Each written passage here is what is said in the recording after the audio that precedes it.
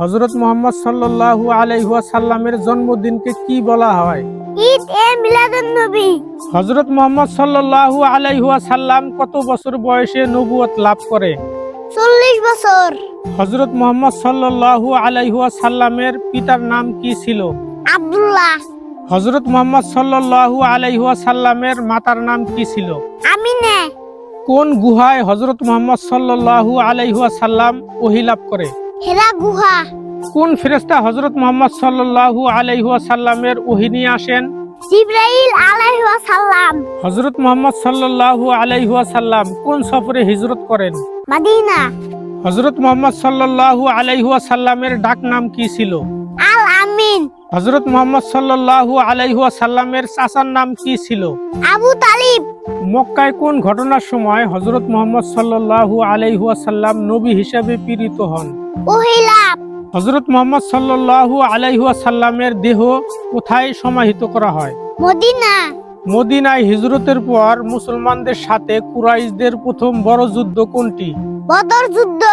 কোন হাদিসের বইতে হযরত মুহাম্মদ সাল্লাল্লাহু আলাইহি ওয়াসাল্লামের কথাবার্তাগুলো সবচেয়ে গ্রহণযোগ্য? সহিহ বুখারী।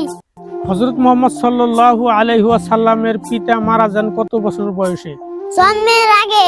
হিজরতের পর হযরত মুহাম্মদ সাল্লাল্লাহু আলাইহি ওয়াসাল্লাম কোন মসজিদটি প্রতিষ্ঠিত করে? মসজিদে কুবা। হযরত মুহাম্মদ সাল্লাল্লাহু আলাইহি ওয়াসাল্লামের কতটি কন্যা ছিল? 4টি। হযরত মুহাম্মদ সাল্লাল্লাহু আলাইহি ওয়াসাল্লামের প্রথম স্ত্রী কে ছিলেন? খাদিজা রাদিয়াল্লাহু তাআলা আনহা। নবী সাল্লাল্লাহু আলাইহি ওয়াসাল্লামের কোন সাহাবী ছিলেন সবচেয়ে বেশি হাদিস বর্ণনাকারী? হযরত আবু হুরায়রা রাদিয়াল্লাহু তাআলা আনহু। হযরত মূসা আলাইহি ওয়াসাল্লাম কোন পাহাড়ে বসে আল্লাহর সাথে কথা বলেছিলেন? তুর পাহাড়ে। হযরত ঈসা আলাইহি ওয়াসাল্লামের মায়ের নাম কি ছিল? মরিয়ম। কোন নবীকে আদম বলা হয়? সকলের পূর্বপুরুষ। হযরত লূত আলাইহি ওয়াসাল্লামের সম্প্রদায়কে কিসের মাধ্যমে ধ্বংস করা হয়েছিল? পাথর বৃষ্টি। কোন নবীকে মাছ গিলে ফেলেছিল? হযরত ইউনূস আলাইহিস সালাম। হযরত দাউদ আলাইহি ওয়াসাল্লাম কোন বিশেষ ক্ষমতা পেয়েছিল? লোহার উপর নিয়ন্ত্রণ। উঠে বসার সময় কি বলতে হয়? আলহামদুলিল্লাহ। হাসি খুশিতে কি বলতে হয়? মাশাআল্লাহ। কিছু দান করার সময় কি বলতে হয়? আলহামদুলিল্লাহ।